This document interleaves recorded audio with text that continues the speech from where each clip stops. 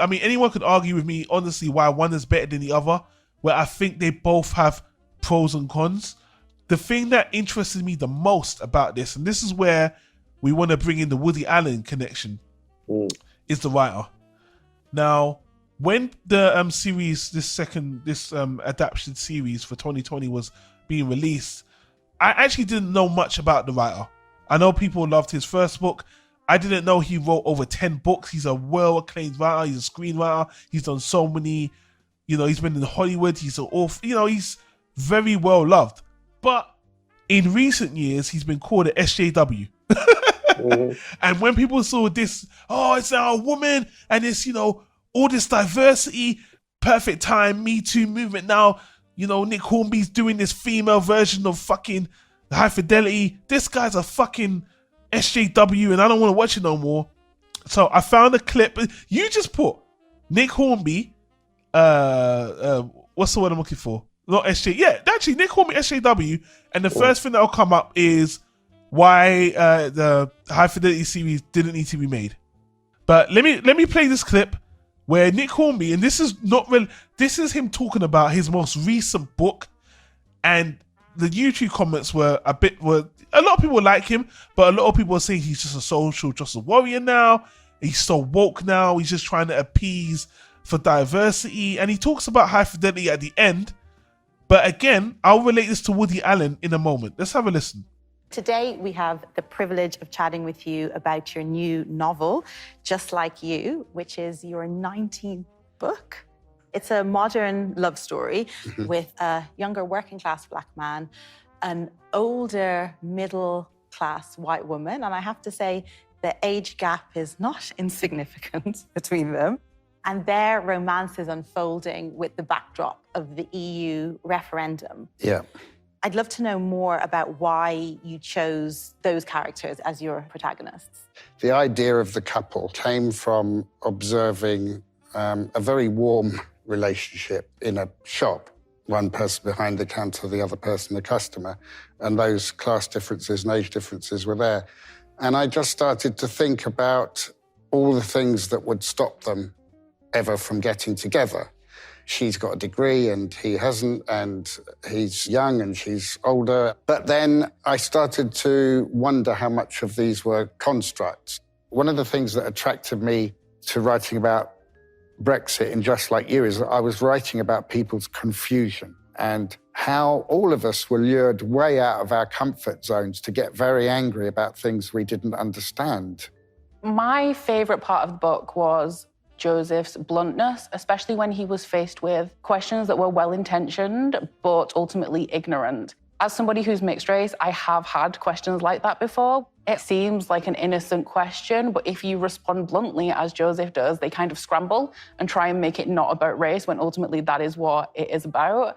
But I was just wondering, as a white man, how you managed to represent it in a way that I, as somebody who is mixed race, can identify with it. First of all, I'm just really pleased that you did identify. All I can say is that I did what I have to do in all of my writing, which is think very, very, very hard about what it must be like to be somebody who is not you. I wouldn't say I've done it all my career because my first two books were about men like me. Fever Pitch was about me and High Fidelity was about a man like me. I live in a very multicultural community, and I don't think I can write about my community unless I write about people who are different from me. And he said a lot of the same things when he was talking about remaking High Fidelity. He wants to be more diverse, and you can imagine the backlash he got from saying stuff like that. Yeah. And Woody Allen, when he started to write more in the 80s and 90s, and actually Nick Hornby said this, he finds a woman's perspective a lot more interesting, which is something Woody Allen has said over the years. He's focused more on female characters. So it's interesting, the more authors write, obviously not all, some people just stick to what they play with, but Nick Hornby's been a proponent, an activist, and even, someone who champions this stuff now, but he's been slammed for it as well. Regarding High Fidelity, I think his heart is in the right place. I never mentioned this when we spoke about the movie. Yeah, I think I only saw like one black guy or Two Black Guys in High Fidelity. You know, Mhm. did I feel, I was more used to that, seeing that in the 2090s, and, when I watched this High Fidelity's TV series, it's cool. We got a gay guy, we got a black girl, two black girls. It's really cool to see that diversity, and it's awesome to see he wants to represent that. And I don't want to harp on him for that, because I do think his heart's in the right place, but I can also see where people just feel like he's pandering. I don't know if you felt that way watching this series. Well, it's interesting. When I saw the trailer for it, like I said, I thought, oh, what a good idea to tell this story from a woman's point of view. And it honestly didn't ever occur to me until watching the first episode. I was like, oh, yeah, not only it's a woman's perspective, it's a woman of color. That just didn't even occur to me. And, the fact that it was a woman of color, I felt like that had no bearing on what the story was. Like I said, when I judge what this could have been, it's more of, I wish it had been more of a genuine woman's perspective than just retreading what happened in the movie. But there's some stuff where I was actually surprised that it wasn't more woke.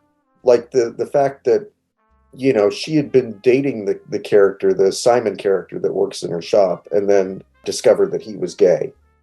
And there's a part where, it's a flashback and he just looks at her and goes, well, I guess I'm gay now. And I thought, really? In 2020? That's like, can't you? Well, I don't know maybe I'm gay. Maybe I'm bisexual. Maybe I'm pansexual. Maybe I'm gender fluid. Maybe I'm, I was surprised that they just went, oh, he's gay. He's just gay.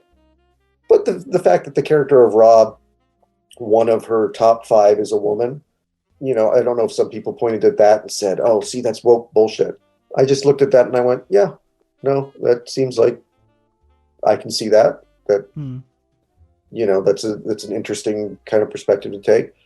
I don't know. I feel like Nick Hornby, I give him some credit there because, as a writer myself, one of the things that I struggle with now is I sit there and I try to, I come across writing a new character and I'm like, okay, do I make this character white? Do I make this character black? Do I make this character a woman? Do I make this character a man? If I write a character who's black, are people going to say I have no right to tell that story? Mm-hmm. If I write a character who's white, are they going to say I'm not diverse enough? Mm-hmm. So the fact that he's just said, I'm going to try, I'm looking around my community and I'm going to try and tell the story, in a diverse way because that's the community I'm surrounded by. That's great. I think that he is a 64-year-old man and he does not, just like with Woody Allen, our big criticism of Rainy Day in New York was these kids would not speak this way.